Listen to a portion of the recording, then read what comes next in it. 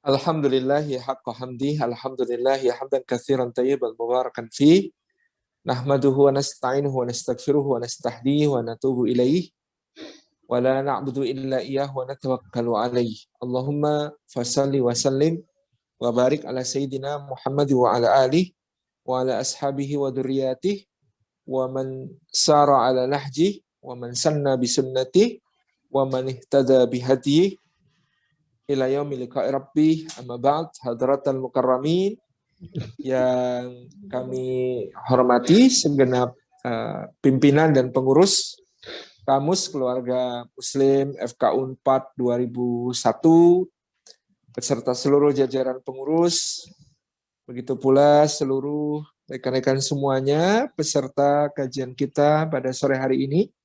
Rahimani wa rahimakumullah. Puji syukur kehadirat Allah atas limpahan karunia-Nya. Pada kesempatan ini kita dihimpun dalam majelis ilmu, meskipun hanya secara daring, secara online. Semoga tidak mengurangi semua keutamaan bermajelis ilmu yang bisa kita raih dari sisi Allah Subhanahu wa Ta'ala. Mudah-mudahan langkah-langkah kita hari ini menjadi pemudah jalan kita semua menuju ke surga. Dan mudah-mudahan duduk kita semua termasuk taman di antara taman-taman surga, tempat Allah mencurah-curahkan rahmat-Nya, menaungkan sayap-sayap malaikatnya, menurunkan sakinah ke dalam hati kita, dan menyebut-nyebut nama kita semua dengan bangga pada makhluk-makhluk mulia yang ada di sisinya.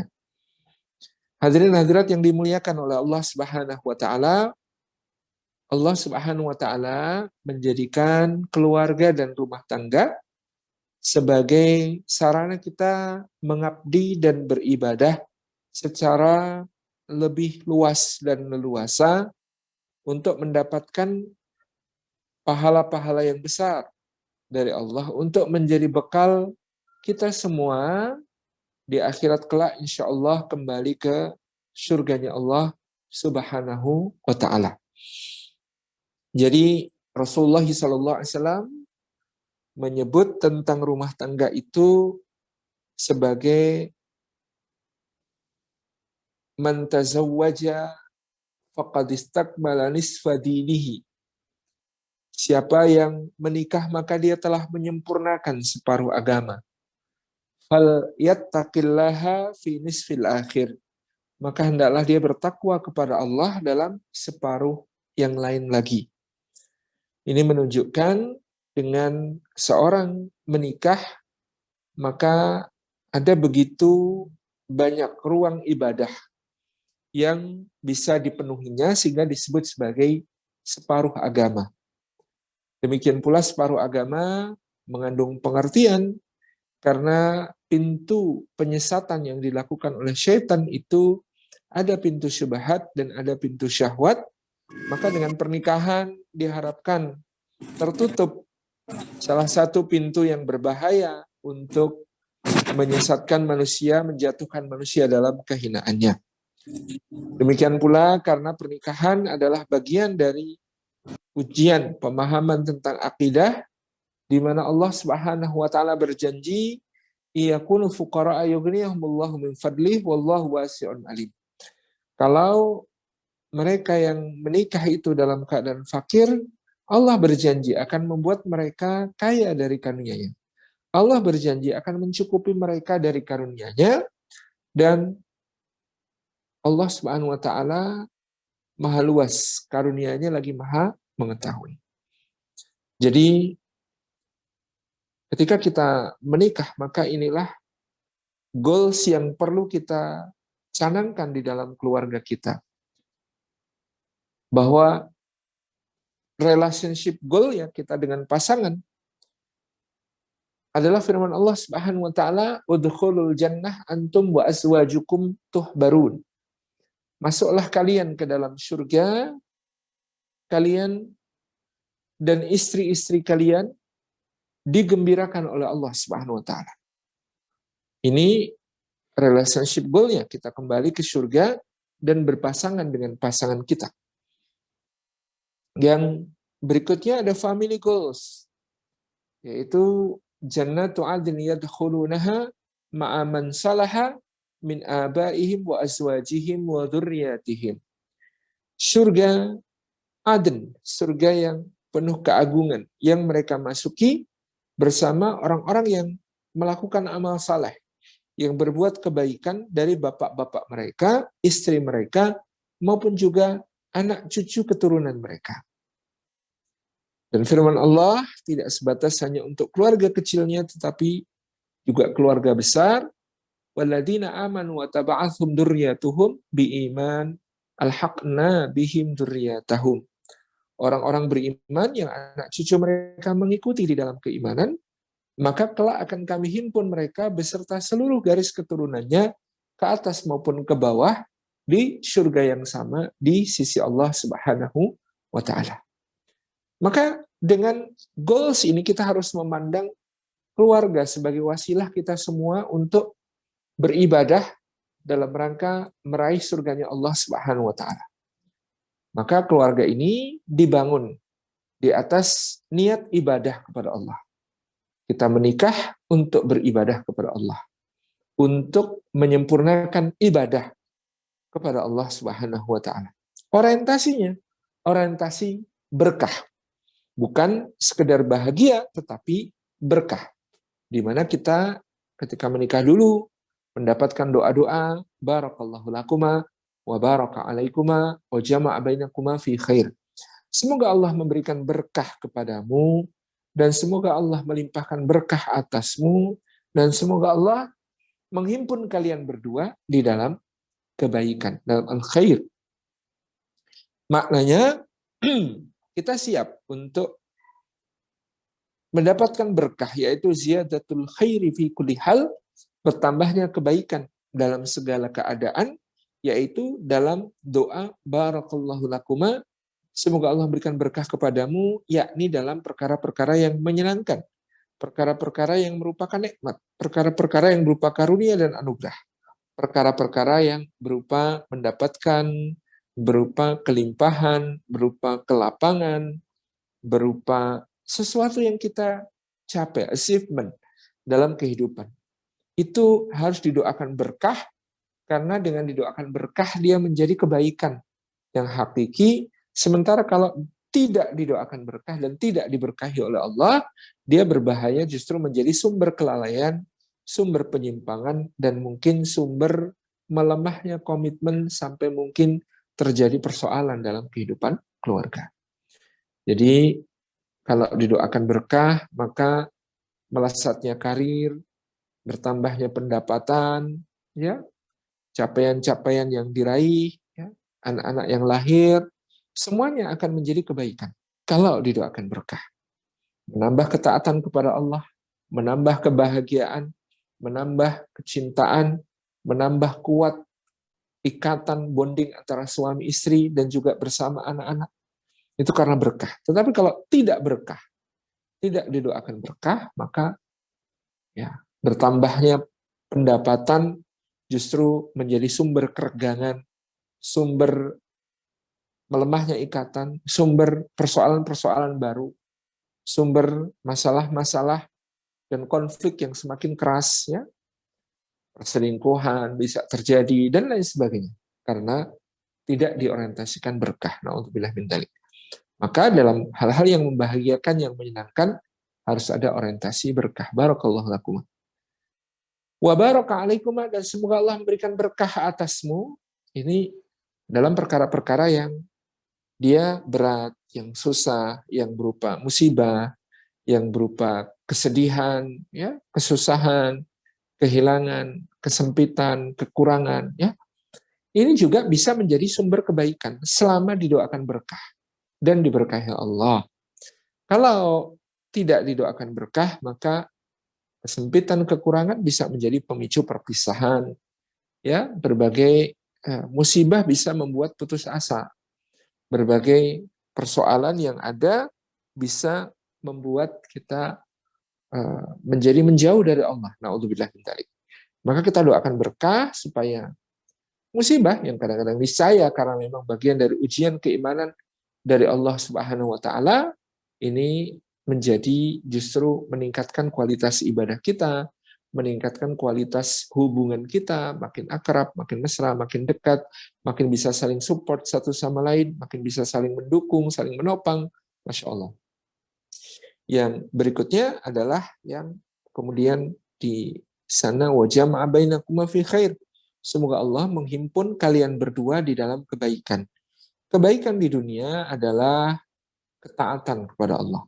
Dan kebaikan di akhirat adalah surga dan ridhonya Allah Subhanahu wa taala. Ini doa yang paripurna, doa yang lengkap, yang setiap kita mendoakan pengantin sebaiknya kita memilih doa ini, doa yang diajarkan Rasulullah Sallallahu Alaihi Wasallam. Sekedar bahagia, sekedar banyak anak, sekedar langgeng adalah doa yang baik. Tetapi tidak bisa mencakup semua kebaikan yang akan diraih dalam kehidupan rumah tangga. Maka orientasinya bukan bahagia, bukan langgeng, bukan sekedar memiliki banyak keturunan, tetapi orientasinya adalah berkah. Niatnya ibadah, orientasinya berkah, dan dilandasi dengan ilmu. Ya, penting sekali untuk menjadikan rumah tangga kita ini, ya selain niatnya ibadah, lalu orientasinya berkah, maka dia dibekali dengan ilmu. Karena ilmu ini penting. Ya, kata Imam Ahmad rahimahullah ta'ala, orang membutuhkan makanan 2-3 kali sehari. Tetapi orang membutuhkan ilmu setiap detik, setiap helaan nafas. Ini yang menjadikan apapun dalam kehidupan orang beriman itu harus dilandasi dengan ilmu, dilandasi dengan pemahaman, dilandasi dengan pengetahuan.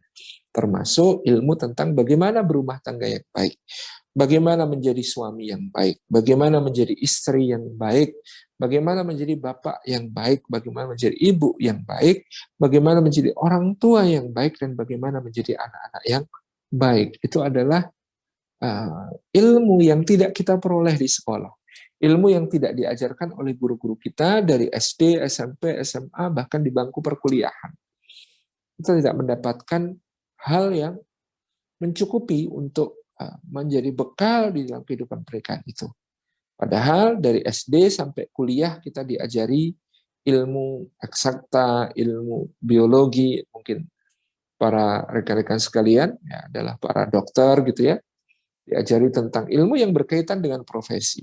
Sementara dalam sehari kita menjalani profesi barangkali 8-10 jam. Lebih dari itu, atau bahkan sebenarnya 24 jam sehari kita menjalani peran sebagai seorang ayah, sebagai seorang ibu, sebagai seorang suami, sebagai seorang istri, sebagai anak bagi orang tua kita.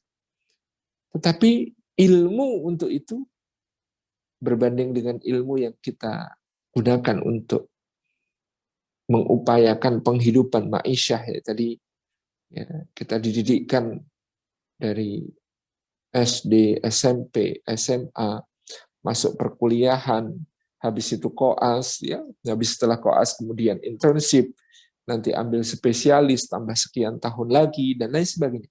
Betapa banyaknya ilmu yang kita pelajari untuk mengupayakan ma'isyah atau penghidupan. Padahal ya jauh lebih banyak lagi sebenarnya ilmu yang kita perlukan untuk mengisi keluarga kita dengan kebaikan, mengelola keluarga kita dengan kebaikan, untuk membawa keluarga kita menuju kebaikan. Itu ilmu yang mahal. Ilmu bagaimana berkomunikasi, ilmu bagaimana memahami pasangan dengan segala perbedaannya. Tadi sudah disebut oleh pasangan moderator kita bahwa buku Bahagianya Merayakan Cinta misalnya gitu ya, mengungkap di antara beberapa sisi tentang pemahaman, kesalingfahaman antara suami dengan istri.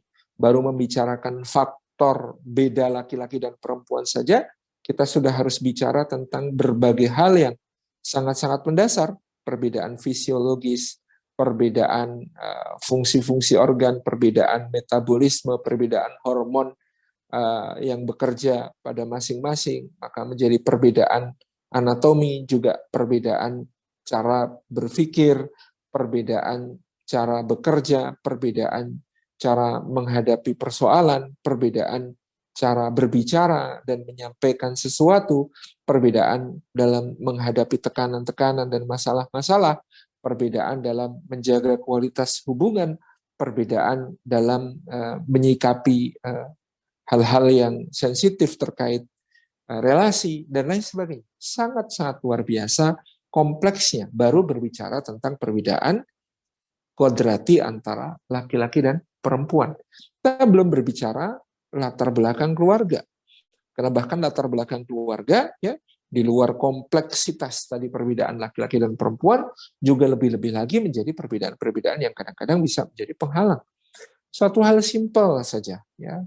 Saya dan istri saya sama-sama bersuku Jawa, ya, dengan sedikit perbedaan geografis tentu. Istri saya ada di daerah Jawa Timur yang paling barat, saya ada di Yogyakarta, ya. Itu saja, ya, ada budaya keluarga yang berbeda.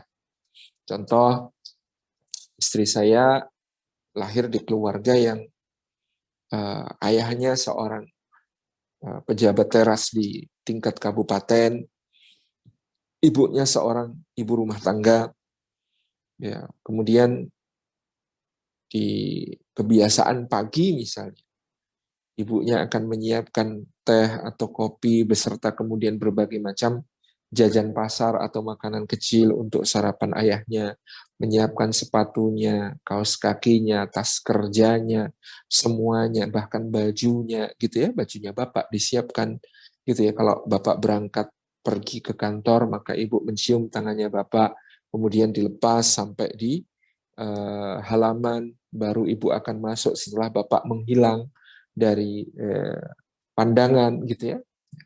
Sementara berbanding dengan keluarga saya di mana bapak dan ibu saya sama-sama bekerja sebagai guru ya, bahkan apa namanya, ya, kadang-kadang ibu berangkat lebih pagi untuk mengajar, maka bagi bapak saya tidak ada masalah menyiapkan minuman sendiri, menyiapkan sarapannya sendiri, dan itu dijalani dengan cool, santai, tidak ada tuntutan yang macam-macam.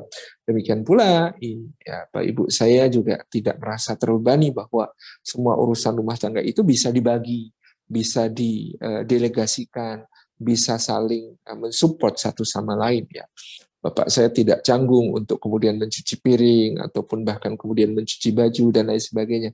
Semuanya sangat egaliter di rumah kami gitu ya. Nah, kemudian kami bertemu dalam sebuah ikatan pernikahan. Saya beruntung karena standar istri saya, standar keluarga istri saya, dia pakai di dalam rumah sehingga dia menyiapkan sesuatu untuk saya dan lain sebagainya. Bagi saya itu surprising dan itu sesuatu yang sangat saya syukuri. Tapi coba kalau kemudian yang terjadi adalah kebalikan. Saya berasal dari keluarga seperti keluarga istri saya, dia berasal dari keluarga seperti keluarga saya. Lalu kemudian saya memiliki tuntutan-tuntutan harusnya kayak bapak dan ibuku gitu ya. Nah, ini saja akan menjadi sebuah potensi konflik. Apalagi kalau tidak dikomunikasikan, tidak disampaikan, hanya dipendam dengan prasangka, dan di antara prasangka yang paling membahayakan adalah yang berbunyi harusnya dia tuh sudah tahu. Ini harusnya dia tuh sudah tahu kalau, nah misalnya gitu. Ini akan menjadi persoalan-persoalan yang bertumpuk ya. Belum tadi tentang perbedaan tadi ya, perbedaan suku nanti lebih lagi gitu ya. Kemudian perbedaan pandangan dalam ormas keagamaan misalnya. Tapi itu tidak saya temukan di bapak saya dan ibu saya. Misalnya bapak saya dari keluarga Muhammadiyah, ibu saya dari keluarga Nahdliyin, tapi kemudian bisa mengkompromikan. Cuman kan tidak semua bisa sesmooth itu untuk kemudian saling mengkompromikan perbedaan. Jadi ada begitu banyak faktor yang kemudian bisa menjadi potensi-potensi konflik kalau tidak dilandasi dengan ilmu. Kalau tidak kemudian kita proaktif untuk melatih skill dalam berkomunikasi, dalam menempatkan diri, dalam memahami bagaimana situasi pasangan kita pada kondisi-kondisi tertentu, support apa yang bisa kita berikan kepada mereka, dan lain sebagainya. Ini memerlukan ilmu yang tidak sederhana kadang-kadang. Itu ya. Jadi yang pertama diniati ibadah, yang kedua diorientasikan kepada berkah, dan yang ketiga dilandasi dengan ilmu ya, dengan tentu saja rujukan utamanya adalah ya Quran dan Sunnah Rasulullah SAW. Sebaik-baik suami, sebaik-baik ayah, ya, sebaik-baik bapak, sebaik-baik tetangga, sebaik-baik pemimpin, sebaik-baik guru, ya, Rasulullah SAW yang menjadi cermin dan suri teladan buat kita semua. Khairukum li ahli wa ana khairukum li ahli. Kata Nabi SAW, yang terbaik di antara kalian yang paling baik kepada keluarganya. Dan aku adalah orang yang terbaik di antara kalian terhadap keluargaku. Maksudnya tentu kita harus merujuk meneladani Rasulullah SAW juga dalam urusan tentang keluarga ini. Nah, bagaimana kemudian sesuai dengan tema kita hari ini kita menjadikan rumah tangga kita, keluarga kita sebagai jalan surga kita? Yang pertama, mari kita canangkan bahwa dalam keluarga kita, pola hubungan yang kita inginkan adalah satu sama lain menjadi qurratu a'yun atau penyejuk mata dan hati. Ini termaktub dalam firman Allah Subhanahu wa taala dalam suratul Furqan ketika membicarakan tentang ibadur Rahman, hamba-hamba Allah yang Maha Pengasih, di antara doa mereka, doa para ibadur Rahman adalah Rabbana hablana min azwajina wa dzurriyyatina qurrata a'yun waj'alna lil muttaqina imama. Rabbana, duha Rabb kami, hablana, anugerahkanlah kepada kami min azwajina, dari pasangan kami, wa dzurriyyatina, dan anak keturunan kami, qurrata a'yunin, mereka menjadi penyejuk mata dan hati kami. Waj'alna, dan jadikanlah kami Allah lil muttaqina, bagi orang-orang yang bertakwa, imaman, sebagai imam. Ini cita-cita kita semua, supaya kita menjadikan keluarga kita sebagai jalan surga. Maka satu sama lain, ya, suami memandang istri, istri memandang suami, ya, bapak dan ibu memandang anak-anak, anak-anak memandang orang tuanya. Itu mudah-mudahan kita semua mencapai kualifikasi qurratu a'yun bagi pasangan kita, qurratu a'yun bagi anak-anak kita, qurratu a'yun bagi orang tua kita. Ini yang sangat-sangat kita harapkan. Kita memperbanyak doa ini. Rabbana hab lana min azwajina wa dzurriyyatina qurrata a'yun. Ya Allah, jadikan anak keturunan kami, pasangan kami, semuanya qurrata a'yun. Apa makna qurratu a'yun? Sebagian ulama mengatakan qurratu a'yun itu sesuatu yang lebih tinggi dari sekedar cinta, yaitu seperti yang ada dalam hadis Nabi Shallallahu Alaihi Wasallam, beliau bersabda, ya, ju'ilat mahabbati lidunyakum fin nisa'i wat thayyib. Dijadikan kecintaanku kepada dunia kalian itu dalam dua perkara, yaitu kepada istri dan kepada minyak wewangian. Ya, Rasulullah itu bagian dunia yang paling beliau cintai adalah istri dan berhias dengan wewangian, minyak wangi. Ya, kita meneladani Nabi SAW dalam soal wewangian itu salah satu yang paling high cost, gitu. Ya, makanya karena itu sangat beliau cintai, karena itu sangat beliau sukai. Ya, kalau keterangan Bunda Aisyah, beliau menggunakan minyak misik itu untuk rambut, kemudian untuk wajah, sampai untuk jenggot, ya, kemudian juga untuk seluruh tubuh beliau. Padahal kalau minyak misik yang kualitas menengah saja, 1 tola 12 ml itu harganya kira-kira 200 sampai 300 real kalau di Saudi, gitu ya.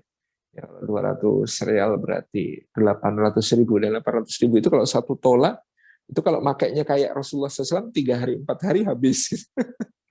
Itu ya, Masya Allah, tabarakallah. Salah satu sunnah yang mahal itu, sunnah yang sangat dicintai Rasulullah, memakai wewangian. Nah, kata beliau, dua ini yang paling beliau cintai, istri, wewangian. Wa ju'ilat qurratu aini fi sholati, dan dijadikan qurrah ainku, penyejuk mataku itu fi sholati, di dalam salat. Di sini para ulama kemudian memberikan syarah, kalau begitu yang namanya qurrah ain itu lebih tinggi dari sekedar cinta. Karena tadi ada kecintaan, kemudian ada qurrah ain. Dan qurrah ain ya berupa salat. Nabi SAW itu yang paling menyejukkan mata dan hati beliau itu adalah salat. Karena di situ beliau menghadap Rabbnya Jalla Jalaluhu, karena di situ beliau berkomunikasi, bermesra, berbincang dengan Allah Jalla Jalaluhu. Maka menjadilah salat ini sebagai qurrah ain bagi beliau. Nah, ternyata dalam Al-Quran, tadi suratul Furqan, kita diajari oleh Allah melalui lisan para ibadur Rahman untuk berdoa kepada Allah, semoga keluarga kita ini jadi qurratu a'yun. Itu berarti keluarga kita bukan hanya sekedar menjadi kecintaan bagi kita, tapi meningkat derajat lebih tinggi, yaitu menyejukkan mata dan hati kita. Kenapa sejuk mata dan hati? Kata para ulama, bukan karena pemandangan fisik, Bukan karena dia lucu, dia manis, dia cantik, dia ganteng, dia kata anak sekarang gemoy, menggemaskan, ya, bukan. Tetapi karena ada yang lebih hakiki dari itu, yaitu dia taat kepada Allah, dia tunduk kepada Allah, dia indah dalam ibadah, dia indah dalam akhlak yang mulia. Jadi kita memohon kepada Allah dengan doa ini, hablana min azwajina wa dzurriyyatina qurrata a'yun. Semoga Allah memperbaiki ketundukan, ibadah, ketaatan, dan akhlak mulia dari keluarga kita, sehingga dia menjadi penyejuk mata bagi kita. Begitupun sebaliknya kita dijadikan sebagai penyejuk mata bagi mereka. Ini penting, doa ini untuk senantiasa kita baca, apalagi bapak-bapak ya, sekarang. Karena yang namanya menikah itu kalau tidak dengan komitmen yang kuat, maka berbahaya. Anda menikah tapi masih yang dicari-cari adalah soal yang cantik. Kalau sudah menikah, ya mau cari yang cantik loh. Yang cantik itu setiap hari keluar edisi barunya, gitu ya. Setiap detik keluar edisi barunya. Mampir dieksplor di Instagram Anda, kayak gitu ya. Nggak selesai-selesai, nggak ada habisnya. Tetapi kalau kemudian dengan doa ini kita kokohkan komitmen, Rabbana hablana min azwajina wa dzurriyyatina qurrata a'yun. Mudah-mudahan Allah jadikan istri kita itu dalam pandangan kita bukan cuma pandangan tampak dunianya, tetapi tampak seperti nanti ketika di akhirat ya. Jadi wanita solihah itu kalau masuk surga itu seperti lebih cantik 70.000 kali lipat daripada bidadari yang paling cantik di dalam surga.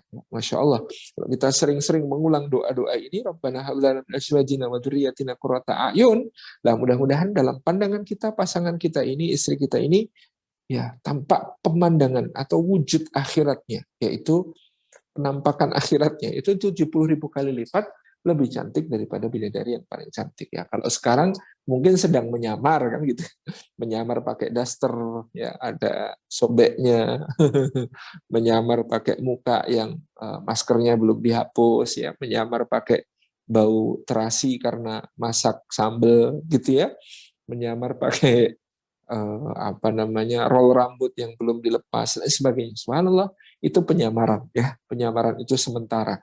Nanti kalau masuk surga insya Allah akan terlihat hakikat yang jauh lebih agung dan lebih indah. Demikian pula ketika ibu-ibu memperkuat doa ini, memperbanyak doa ini. Mudah-mudahan Allah berikan pemandangan suami ibu kayak pemandangannya nanti di surga, kayak wujudnya nanti di surga. Kata Nabi SAW, ahli surga dari kalangan laki-laki itu dibangkitkan oleh Allah dalam usia ketika sama dengan usianya Isa ketika dia diangkat ke langit. Yang kita baca, ya Nabi Isa alaihissalam itu usianya ketika diangkat ke langit sekitar 33 tahun. 33 tahun. Jadi Komariah ya, berarti kalau Syamsiahnya 32 tahun. Ketika usia 32 tahun. Mungkin yang di sini karena angkatan 2001 ya, selisih usia tidak banyak dengan saya 2002 gitu ya. Kita sudah lewat masa-masa itu ya. Jadi masa-masa primanya puncak ya kesegaran seorang lelaki itu kalau menurut hadis ini umur itu 32-33 tahun seperti yang digambarkan Nabi SAW. Dan nanti di surga semuanya akan dibangkitkan dalam rupa ya setara Nabiullah Yusuf alaihissalam. Jadi umurnya seumur Isa alaihissalam, penampilannya setara Nabi Yusuf alaihissalam. Kalau penampilan setara Nabi Yusuf, ya berarti sudah bisa bikin orang yang ngiris jari sambil ngeliatin kita nggak terasa jarinya teriris. Tabarak Rahman, saking indahnya. Jadi ya ibu-ibu perbanyak doa ini, mudah-mudahan Allah berikan penampakan suaminya itu seperti ini. Ya kadang-kadang sedang acting ya, kadang-kadang nyebelin, kadang-kadang jengkelin, itu sedang acting. Aslinya insya Allah suami kita, ya suaminya ibu-ibu ini ahli surga, jadi akan tampil seperti Nabi Yusuf dan berusia seperti usia Isa alaihissalam ketika diangkat ke langit. Jadi ya sekarang itu sabarin dulu karena dia sering acting nyebelin, acting jengkelin, biasalah gitu ya. Sementara ini dunia kok sementara, insya Allah di surga nanti dia nggak acting lagi. Di surga itu nggak ada jengkel dan nggak ada sebel lagi, dia adalah pasangan yang sangat agung nanti di sana. Ini ya, doa ini penting sekali untuk sering diulang-ulang, sering kuatkan sebagai pengikat komitmen di antara kita. Rabbana hab lana min azwajina wa dzurriyyatina qurrata a'yun waj'alna lil muttaqina imama. Yang lebih kuat lagi mengikat komitmen itu kan ketakwaan, dan luar biasa lagi ya, dalam ayat ini, dalam doa ini kita dituntun untuk berkata waj'alna lil muttaqina imama, dan jadikanlah kami Allah sebagai imamnya orang bertakwa. Ini doa ini menakjubkan menurut saya. Biasanya kita diajari doa oleh Allah Subhanahu wa taala atau oleh Rasulnya Shallallahu alaihi wasallam itu dalam bentuk doa-doa yang sifatnya tawadhu. Bentuknya itu tawadhu. Bentuk kalimatnya itu tawadhu. Misalnya waj'alna minat tawwabin, waj'alna minal mutatahhirin, waj'alna min ibadikas salihin, waj'alna min warathati jannatin na'im. Nah, itu kan doanya tawadhu, dan jadikanlah kami termasuk orang yang bertobat, termasuk orang yang mensucikan diri, termasuk hamba-hamba yang saleh, termasuk yang akan mewarisi surga. Termasuk itu kan berarti hanya satu di antara yang lain, gitu ya. Itu dalam bahasa Arab itu tawadhu. Itu adalah bentuk kerendahan hati. Tetapi doa di dalam ayat ini tadi di Suratul Furqan ini, doanya ibadur Rahman itu bukan waja'alna minal muttaqin, dan jadikanlah kami termasuk orang bertakwa. Enggak. Ternyata doanya adalah waja'alna lil muttaqina imama. Jadikanlah kami bukan sekedar orang bertakwa, tapi sebagai imamnya, pemimpinnya orang yang bertakwa. Masya Allah ya, keterangan para ulama yang pertama bahwa memang karena takwa itu tidak tampak, tidak terlihat, dan dia adalah sumber kemuliaan di sisi Allah, ukuran kemuliaan di sisi Allah, maka kita boleh minta takwa itu setinggi-tingginya, minta kemuliaan setinggi-tingginya, tapi tidak akan ditampakkan di dunia, baru akan diungkap nanti di akhirat oleh Allah. Maka aman. Kalau sesuatu itu prestasi duniawi, maka dia tidak aman dari dengkinya sesama, tidak aman dari maksud buruknya musuh, ya, tidak aman dari kesombongan yang bisa tumbuh dalam diri seseorang, ya. Itu kalau kita mendapatkan capaian-capaian. Tetapi kalau soal takwa nggak bisa. Takwa at-taqwa hahuna. Kita nggak pernah tahu orang yang sedang ada di hadapan kita, yang kita pandang kecil, yang kita pandang remeh, jangan-jangan di sisi Allah lebih mulia karena dia lebih bertakwa daripada kita. Kita tidak pernah tahu. Maka karena kita tidak pernah tahu, mintalah yang setinggi-tingginya. Toh tidak akan diketahui orang dan tidak akan menjadi gangguan bagi kita. Jadi mintalah supaya kita menjadi imamnya orang bertakwa. Karena itu juga berarti menjadi imam sekaligus bagi keluarga kita, yang semoga keluarga kita juga dijadikan keluarga bertakwa. Jadi seakan doa ini merangkum, jadikan keluarga kami keluarga bertakwa, dan jadikan saya pemimpin dari keluarga yang bertakwa itu. Ini yang akan menjadi pengikat kuat, ya. Takwa itu merasa diawasi Allah, ya. Takwa itu mengingat perjanjian kesetiaan kepada Allah. Takwa itu senantiasa bermuhasabah, melakukan introspeksi dan evaluasi. Takwa itu melakukan mu'aqabah, berani menghukum dirinya kalau melanggar komitmen kepada Allah. Takwa itu mujahadah, berjuang untuk mengikhlaskan niat, berjuang untuk mengistiqomahkan amal. Itu takwa. Maka yang seperti itu akan menjadi kekuatan yang maha dahsyat dalam menjaga keluarga kita. Ya, anak-anak kita, istri kita, pasangan kita, semuanya akan terjadi.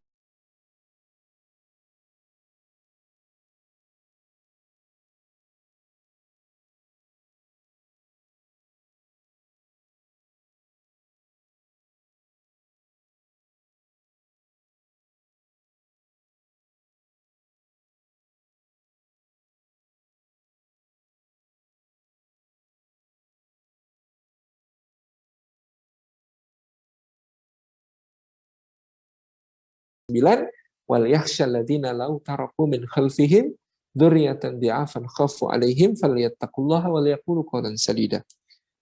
Maka hendaklah khawatir orang-orang yang meninggalkan di belakang mereka generasi yang lemah. Hendaklah takut orang yang meninggalkan di belakang mereka generasi yang lemah, yang senantiasa mereka khawatir keadaannya. Obatnya hendaklah mereka bertakwa kepada Allah, dan hendaklah mereka mengucapkan perkataan yang lurus. Ini kuncinya. Bertakwa kepada Allah, mengucapkan perkataan yang lurus, akan menjaga kualitas generasi kita menjadi baik, dan kita tidak perlu khawatir tentang mereka. Ini takwa, gitu ya. Jadi kita memohon kepada Allah, waj'alna lil muttaqina imam. Masya Allah, itu doa sapu jagat versi 2. Doa sapu jagat versi 1 kan Rabbana atina fid dunya hasanah wa fil akhirati hasanah wa qina adzabannar. Tapi doa ini juga doa sapu jagat karena waja'alna lil muttaqina imam. Jadikan kami imamnya orang bertakwa. Itu sudah selesai semua masalah kita kalau kita dijadikan oleh Allah sebagai imam orang bertakwa. Karena bertakwa saja, wa may yattaqillaha yaj'al lahu makhraja wa yarzuqhu min haitsu la yahtasib. Siapa bertakwa kepada Allah, maka dijadikan baginya jalan keluar dari masalahnya dan diberi rizki, dianugerahi rizki dari arah yang tidak disangka-sangka. Masya Allah. Jadi ini pertama, kita mencita-citakan sebuah rumah tangga yang qurratu a'yun dan merupakan organisasi ketakwaan di mana kita menjadi imamnya. Ini akan menjaminkan insya Allah langkah-langkah kita menuju surga. Keluarga kita sebagai jalan surga kita. Yang kedua, Bapak Ibu hadirin hadirat, rekan-rekan sekalian, ya, rekan-rekan bukan sejawat ya istilahnya. Kalau sesama dokter rekan sejawat karena saya tidak atau bukan dokter maka ya rekan tidak sejawat. Ini adalah yang kedua adalah bagaimana kemudian keluarga itu bisa menjadi jalan surga kalau kita menyikapinya sebagai nikmat Allah, maka kita harus selalu mensyukuri keluarga kita itu. Yang pertama tadi kita membentuk berjuang dengan doa kita dan ikhtiar kita supaya keluarga ini qurratu a'yun dan menjadi organisasi ketakwaan di mana kita menjadi imamul muttaqin. Yang kedua, ya, menempatkan keluarga kita sebagai anugerah Allah. Istri kita nikmat dari Allah, suami nikmat dari Allah, anak-anak kita nikmat dari Allah, keluarga kita adalah nikmat dari Allah. Maka kita mensyukuri Allah Subhanahu wa taala. Tadi dibaca surah Luqman ya, bahwa ayah yang dijadikan suri teladan oleh Allah dalam Al-Quran ini sebelum mengajarkan ya bunayya la tusyrik billah, tauhid ya, nah jangan mempersekutukan Allah. Yang kedua mengajarkan muraqabah, ya bunayya innaha takum misqala habbah. Kemudian mengajarkan tentang ibadah, ya bunayya aqimis shalah. Kemudian mengajarkan tentang akhlak dan adab, wala tusair haddaka linnas ila akhir ayat gitu. Waqsid fi masyika waqdud min sautik ila akhir ayat. Ini semuanya kurikulum yang disajikan oleh Luqman, ternyata ada basic value yang mendasarinya di awal, yaitu yang tadi dibaca ayatnya, wala qad ataina Luqmanal hikmata anishkur lillah. Jadi sebelum mengajarkan tauhid, mengajarkan muraqabatullah, pengawasan Allah, dan bahwa Allah akan membalas semua amal perbuatan, kemudian mengajarkan ibadah, mengajarkan akhlak, mengajarkan adab, itu ternyata basic value, nilai dasar yang lebih dahulu diutamakan adalah anishkur lillah, yaitu hendaklah mensyukuri keluarga ini kepada Allah Subhanahu wa taala. Mari kita jadikan ya, hari-hari kita hari-hari penuh kesyukuran kepada Allah tentang keluarga kita. Ungkapkan rasa syukur itu kepada Allah secara langsung, dan juga ungkapkan rasa syukur atas kehadiran keluarga kita itu kepada anggota keluarga kita. Ucapkan terima kasih kepada istri yang telah mendampingi kita.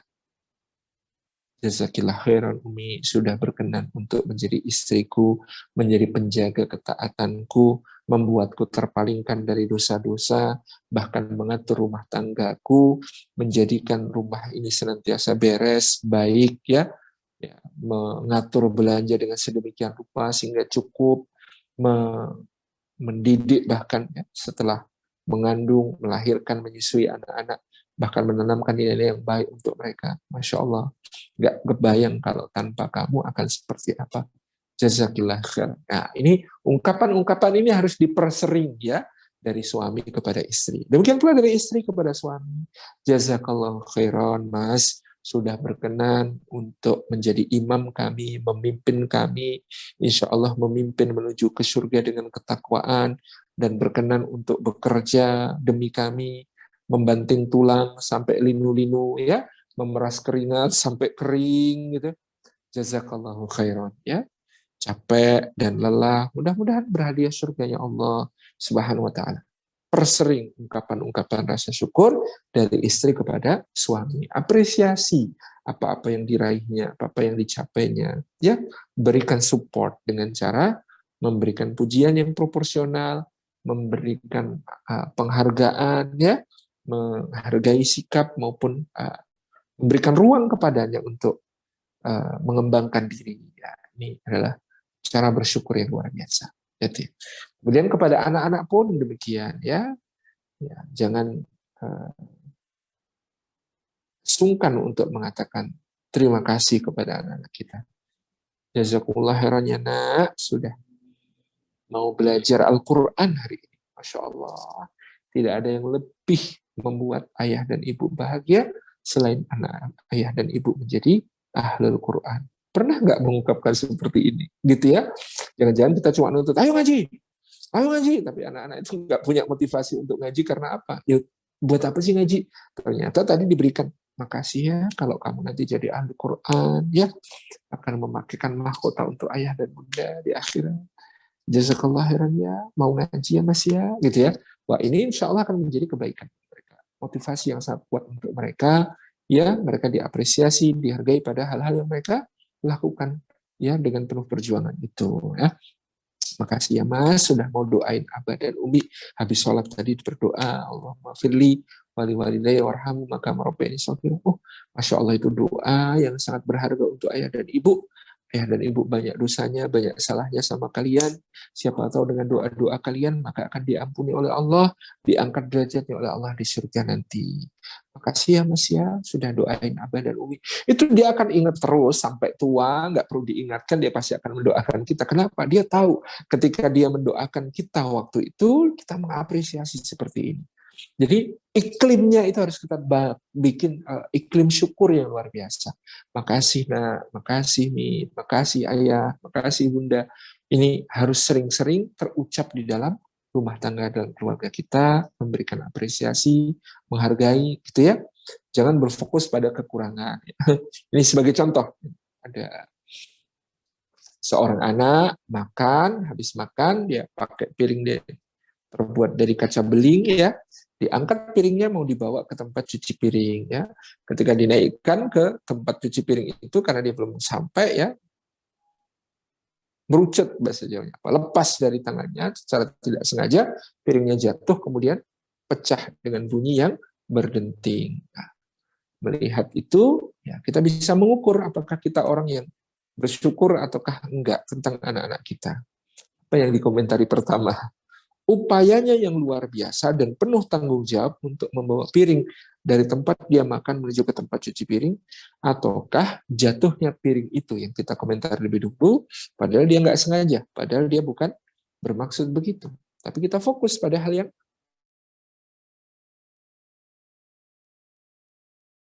ini sia-sia hal baik yang telah dia coba, dia lakukan, dia perjuangkan, semangat dan niat baiknya tidak terapresiasi. Jangan sampai demikian. Ya Allah, jatuh kan? Aduh, makanya besok lagi udah Umi aja, nggak usah. Nah, ini akan terpatri kalau kalimat seperti ini. Besok lagi nggak usah, besok lagi biar Umi aja. Maka jangan salahkan dia kalau dia sudah gede diminta bantuin cuci piring, nggak mau. Yang bilang nggak usah, biar Umi aja siapa waktu dia kecil, padahal dia berusaha tadi. Ya. Itu yang sering terjadi. Makanya lebih baik untuk berikan apresiasi. Masya Allah. Anak Umi luar biasa, keren, ini namanya bertanggung jawab.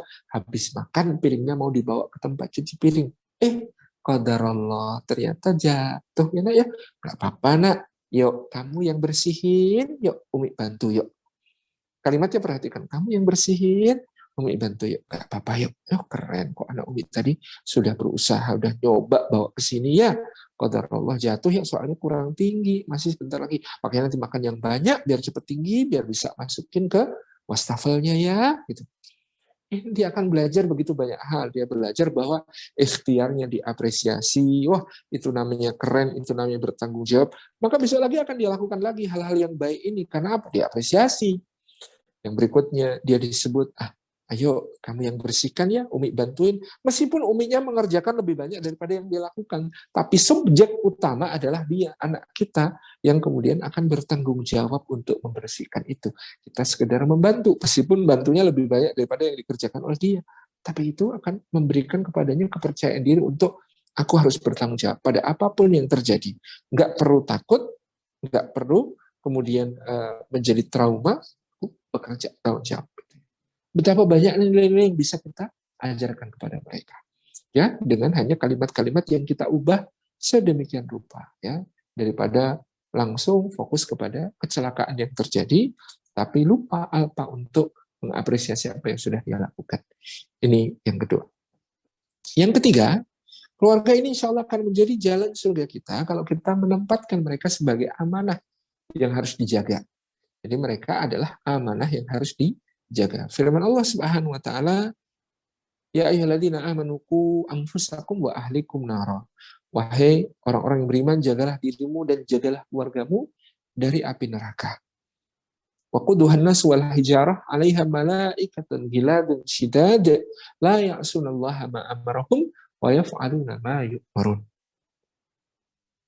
Yang bahan bakarnya itu manusia dan batu, ada malaikat-malaikat padanya yang keras dan bengis, yang mereka tidak pernah mendurhakai Allah dalam apa yang diperintahkan dan senantiasa melaksanakan segala perintah Allah tersebut. Ini yang berikutnya, bahwa kita tahu, ya, ketika akad nikah terucap, maka kita suami sedang mengambil alih tanggung jawab yang selama ini dipegang oleh walinya, yang selama ini ada di tangan wali.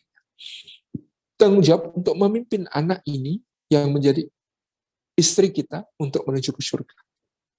Ada akad nikah itu, ijab kabul itu, serah terima tanggung jawab untuk membawanya ke surga. Masya Allah. Demikian pula ketika anak lahir, maka menjadi kullu mauludin yuladu 'alal fitrah fa abawahu yuhawidanihi aw yunassiranihi aw yumajjisanihi. Setiap anak yang lahir, dia lahir di atas fitrah. Fitrah itu tauhid, fitrah itu Islam, fitrah itu perjanjian kita dengan Allah untuk mengesakannya, fitrah itu siratal mustaqim, jalan yang lurus, ya, itu fitrah. Semua anak yang lahir di atas fitrah. Fa'abawahu. Maka kedua orang tuanya lah yang akan ditanya dan dimintai pertanggungjawaban. Yuhawidanihi, kalau menjadikannya Yahudi, au yunassiranihi, atau menjadikannya Nasrani, au yumajjisanihi, atau menjadikannya sebagai Majusi. Pertanggungjawaban itu ada di orang tua. Ini tanggung jawab yang berat. Ya. Jadi penting untuk kita senantiasa menyadari tanggung jawab tersebut. Fitrah gitu, ya. Tauhid, Islam, perjanjian dengan Allah, siratal mustaqim, ada pada anak kita ketika dia lahir. Maka jangan sampai dia terpalingkan dari fitrah itu. Itu yang perlu kita jaga. Jadi tugas kita cuma menjaga sebenarnya. Dia sudah di atas fitrah. Menjaganya tentu dengan doa-doa, menjaganya dengan mendidikkan adab-adab yang baik, mengajarkan Islam dalam bentuk akidahnya, ibadahnya, akhlaknya, muamalahnya, gitu, ya. Itu yang kita sedikit demi sedikit berikan kepada mereka. Tentu juga dengan keteladanan, karena anak-anak kita tentu begitu matanya semakin jelas melihat, ya, di atas usia 2 tahun, dia makin percaya atau lebih percaya kepada yang dilihat daripada yang didengar. Dia peniru-peniru ulung, ya. Anak-anak kita itu. Ya. Ini anak saya yang keempat, Labib, ya, usia 2 tahun lebih 3 bulan. Ya. Masya Allah, semua hal ditirukan. Maka sekarang harus hati-hati betul memberi contoh, gitu, ya. Dia lebih percaya apa yang dilihat. Kita misalnya minta dia, ayo nak baca Quran. Enggak, kenapa enggak mau? Baca Quran itu enggak baik. Loh, kok enggak baik? Iya, nyatanya ayahku dan ibuku yang orang baik enggak pernah melakukan itu. Jadi ukuran mereka itu sederhana. Bapakku, ibuku orang baik. Apa yang dikerjakan bapakku dan ibuku berarti baik. Apa yang tidak dikerjakan bapakku dan ibuku berarti tidak baik. As simple as that. Jadi anak kita itu memandang kita sebagai role model baik. Maka apa yang kita lakukan baik, yang tidak kita lakukan tidak baik. Nak, baca Quran dong, nak. Enggak, kenapa? Enggak baik. Loh, kok enggak baik? Iya, karena ayah ibuku enggak pernah. Gitu. As simple as that. Sebagaimana juga, nak, jangan ambil barang pakai kaki dong, enggak sopan. Oh, sopan, baik. Loh, kenapa? Ibuku sering.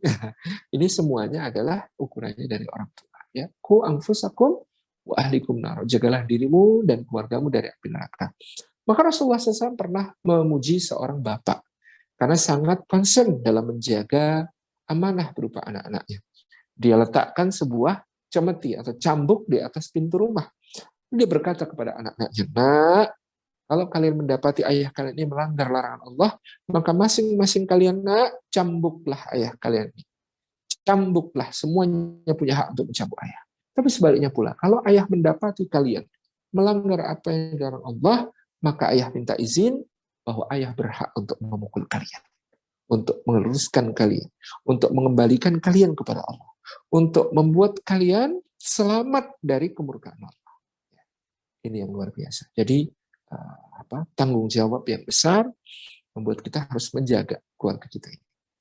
Yang keempat, keluarga akan menjalani surga bagi kita kalau kita menyikapi mereka sebagai ujian, lalu kita bersabar atas ujian tersebut.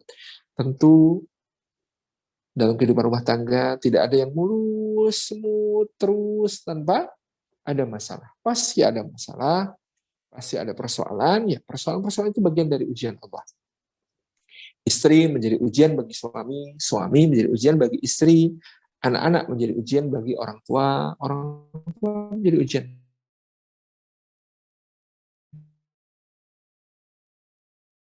Bagi yang demikian. Ujian ini berbagai macam bentuknya, ujian berupa kesenangan maupun kesusahan yang ditimbulkan oleh mereka, semuanya adalah ujian. Dan kita harus bersabar terhadap ujiannya tersebut. Bersabar dalam mendoakan. Mungkin kita merasa sudah didoakan, kok anak saya belum sesuai harapan? Sabar. Barangkali Allah Subhanahu wa taala akan memberikan hidayah kepada mereka pada waktu yang tepat. Membimbing mereka ke jalan yang benar di waktu yang tepat. Ya.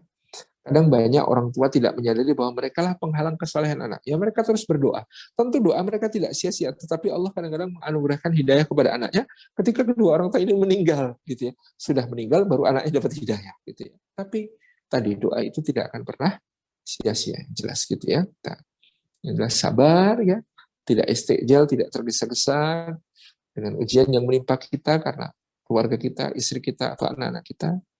Kalau dipikir-pikir, kita jauh dari kemuliaan Nabi Yakub, ya, bin Ishak, bin Ibrahim, keluarga yang sangat mulia, 4 generasi semuanya menjadi nabi, ya, yang sangat luar biasa dahsyat. Tapi Allah juga mengujinya dengan anak yang 12 orang, yang soleh, malah hilang, dibuang oleh kakak-kakaknya, yang kakak-kakaknya 10 orang bahkan nakal semua, gitu ya. Jadi kalau kita mungkin ada salah satu anak kita anggap nakal dibandingkan kakak-kakaknya, dibandingkan yang lain. Ya, apa kita dibandingkan? Nabiullah Yakub alaihissalam pun diuji dengan anak yang sedemikian. Jadi tidak perlu menjadikan kita berputus asa dari rahmat Allah SWT. Yang penting husnudzon kepada Allah, selalu berdoa, berupaya sedapat mungkin untuk meluruskan anak-anak itu. Nah, insya Allah akan menjadi sebuah tabungan pahala yang tidak putus-putus bagi kita.